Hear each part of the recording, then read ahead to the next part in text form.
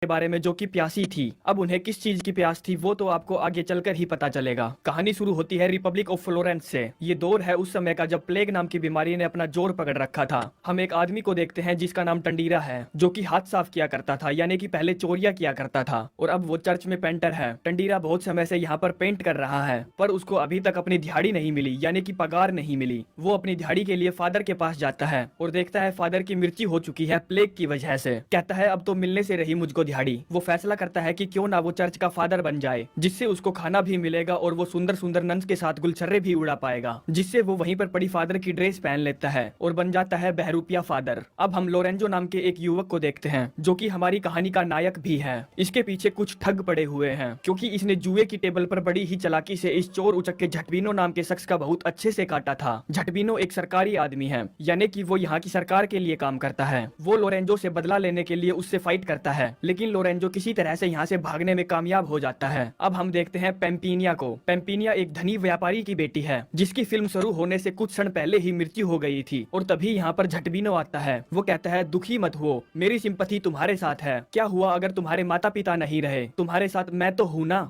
Pampinea की help करने का मतलब हम समझ जाते हैं कि झटबिनो अपना पजामा उतारकर अपना झुरमुटिया पेम्पिनिया को देना चाहता है, लेकिन पेम्पिनिया झटबिनो से कहती है मैंने रशिया के राजकुमार चकलंड से प्रॉमिस किया है कि मैं उन्हीं से शादी करूंगी और मैं सिर्फ उन्हीं को अपनी पैंटी दिखाऊंगी, जो कि अभी रशिया से सीधा इधर ही आ रहे हैं मेरी पैंटी देखने के लिए। ये सब कहकर वो यहाँ से जाने लगती है। झटबिनो कहता है क्या तुम जानती हो तुम्हारे पिता पर कितना कर्ज हो चुका था। पेम्पिनिया पूछती है किस चीज का कर्ज। झटबिनो कहता है दूध का कर्ज। सीधी सी बात है, उन्होंने अपना व्यापार बढ़ाने के लिए कर्ज लिया था, लेकिन वो उसे चुकाने में नाकाम रहे थे और वो कर्जा मैंने चुकाया था। कहता है मरते वक्त तुम्हारे पिता ने मुझसे तुम्हारी शादी का वादा किया था। हम सभी को इसकी शक्ल देखकर ही पता चल जाता है कि ये कमीना झूठ बोलकर पेम्पिनिया की पैंटी उतारना चाहता है। पेम्पिनिया कहती है मैं राजकुमार चकलंड से प्रॉमिस कर चुकी हूँ कि मैं उन्हीं से शादी करूंगी। हम लोरेंजो को देखते हैं जो कि घोड़े पर बैठकर यहाँ से भागा जा रहा है, क्योंकि उसके पीछे झटबिनो के सिपाही लगे हुए हैं। तभी उसको रास्ते में एक अनजान आदमी मिलता है, उसके साथ एक मरा हुआ आदमी भी था। लोरेंजो उससे पूछता है ये रास्ता कहाँ जाता है। वो कहता है ये रास्ता कॉन्वेंट की तरफ जाता है, जहाँ पर बहुत सारी नन्स रहती हैं और मैं इस लाश को वहीं से लेकर आ रहा हूँ। ये वहाँ पर गार्डनर की पोस्ट पर नियुक्त था। तभी लोरेंजो के दिमाग की बत्ती जलती है। कहता है अगर ये गार्डनर मर गया है तो उन्हें नए गार्डनर की जरूरत होगी, क्या वो मुझे नए गार्डनर की पोस्ट दे देंगी। ये कहता है नहीं, क्योंकि तुम्हारे पास स्पेशल स्किल्स नहीं है, जो कि इसके पास थी। लोरेंजो पूछता है कौन सी स्पेशल स्किल्स जो इसके पास थी और मेरे पास नहीं है। ये कहता है ये आदमी गूंगा बहरा था और उन्हें ऐसा ही आदमी चाहिए काम के लिए। लोरेंजो यहाँ से जाते वक्त कहता है गूंगा बहरा होना स्पेशल स्किल्स नहीं है, वो अपंगता है।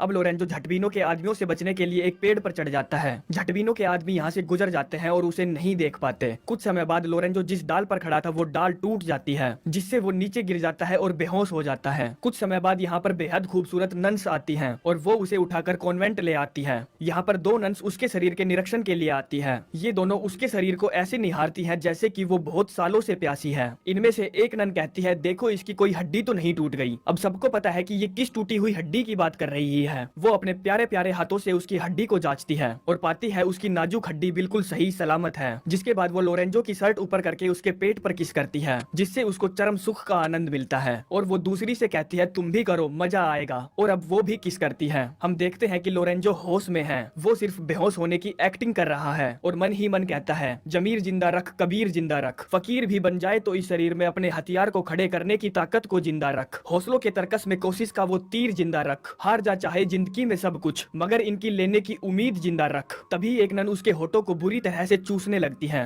लोरेंजो अपनी आंख खोल लेता है। ये नन डर जाती है। तभी यहाँ पर इन दोनों नन्स की मदर आ जाती है। ये किसी तरह से अपनी हवस पर काबू पाती है और अपनी फेस शील्ड लगा लेती है। ये मदर से कहती है मदर हमको लगता है कि ये गूंगा बहरा है। ये सुनकर मदर को मजे आ जाते हैं कि चलो कोई तो बकरा मिला जो हमारी प्यास बुझाएगा।